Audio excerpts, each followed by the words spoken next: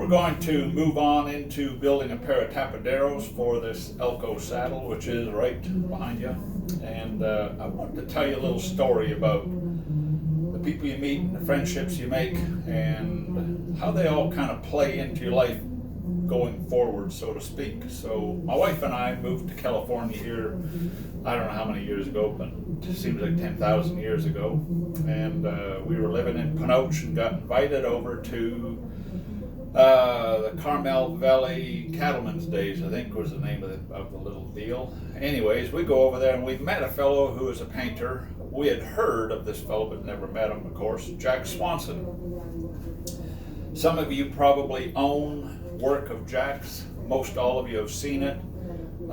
Jack was truly a lover of all things California, that style of horsemanship and that style of gear, etc., etc. And Jack and his wife and daughter at the time, who was at their house, graciously invited Colleen and I over to spend an afternoon in Jack's studio, and we had dinner with him. And one of the things that I seen when I was there was a really nice old Visalia saddle that certainly looked like it came from excuse me, the late teens, early 20s.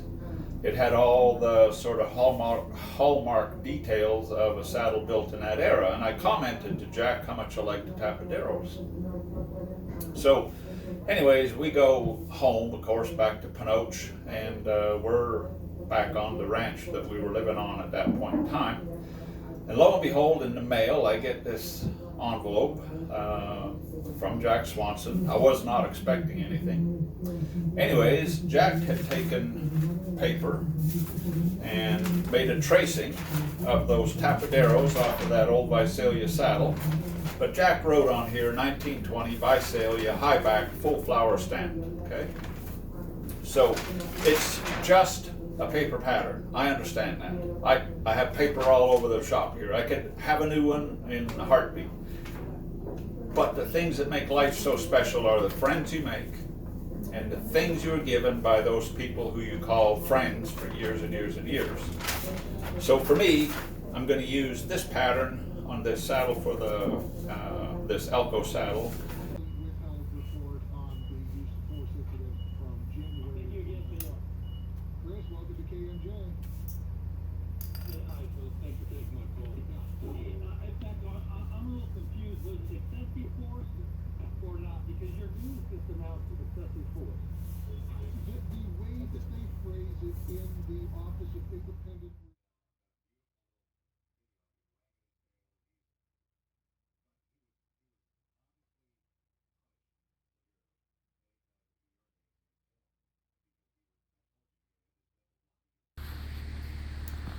A little better overview.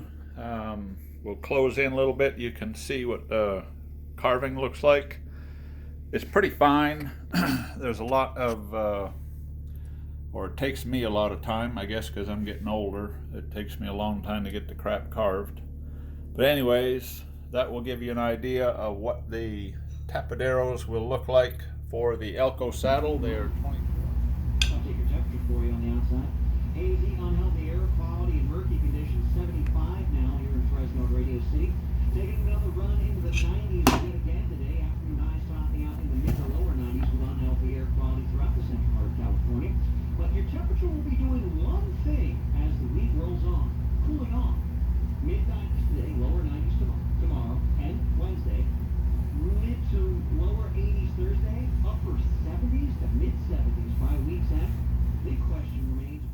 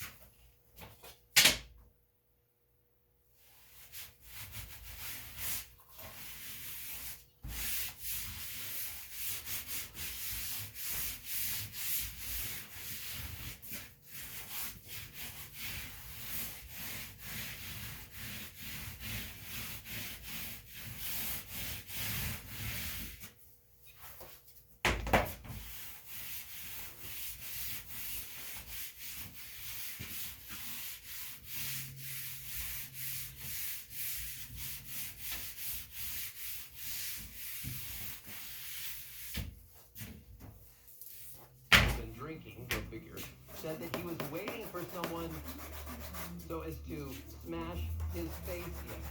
If he was carrying a knife and a completed form that anyone who goes outside, so I guess your secret things, I guess I'm doing that in translate. So he had a knife, he had his papers so that he could leave the house. Of course, in France, leaving home is only allowed for essential reasons, which of course have to be detailed on the form. The paperwork had his name, he was 39 years old, and I guess the paperwork had the time that he left to depart. So it's getting really draconian in other parts of the world. All right, just remember that. So when I say that Getting a nice consistent shape on our Tapaderos has always been a lot of work. And I've thought of a jillion different kinds of jigs or forms on which to shape our Tapaderos in order to hold that nice shape they want. Anybody can make a Tapadero where the line between the top in front of the stirrup and the tip of the toe is just a straight line. All they have done in that case is folded the leather over. But the really classy looking Tapaderos had a lot more shape to them, all right? And I'm talking about this shape in here in particular. So I wanted to show you a jig that gets you to that point so easily. It's just incredible how easy it is. Let me just get a little closer here. Okay, so this is the jig, if you want to call it that. It's really nothing more than a 4x4 from the hardware store. I cut a slot in here deep enough and wide enough to fit my Tapadero in and create this curve into place where I want it. Now, you might want it a little higher, you might want it even deeper. It's up to you, and it's how deep you make this slot. Not just that, but how far into the slot that you put the Tapadero body, okay?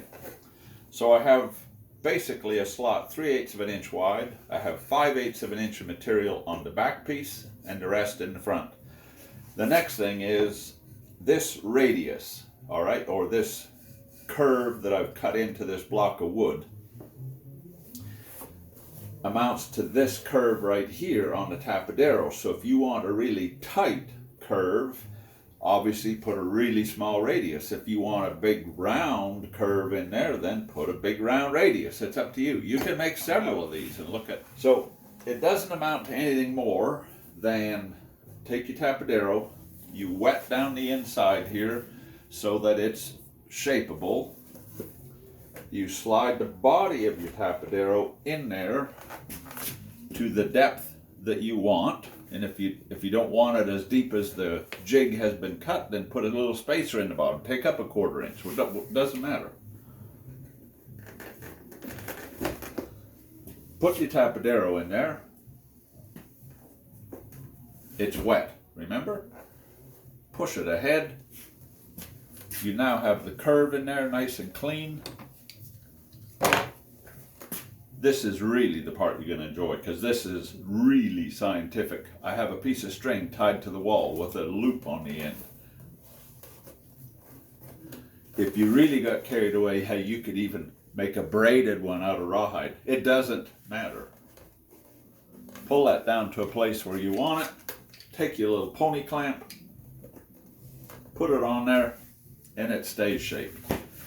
Go in the house, watch a movie with your wife, let the thing dry in place, and you have your Tapaderos nicely shaped. Now, if your taps are pretty heavy, you may have to put a clamp right down here where the pull. So when you pull it forward, these sides pull in. You may have to put clamps on in this position, all right? So that you are squeezing the Tapadero body in as it will be when you capture a stirrup inside of there. So that's pretty simple to do. You can put 2 little boards on each side and put a clamp on there and squeeze them together. These happen to pull down in shape nicely, just the way they were. This fits a little wider than the top of my stirrups that are going to go inside of there anyways, so I'm good to go there.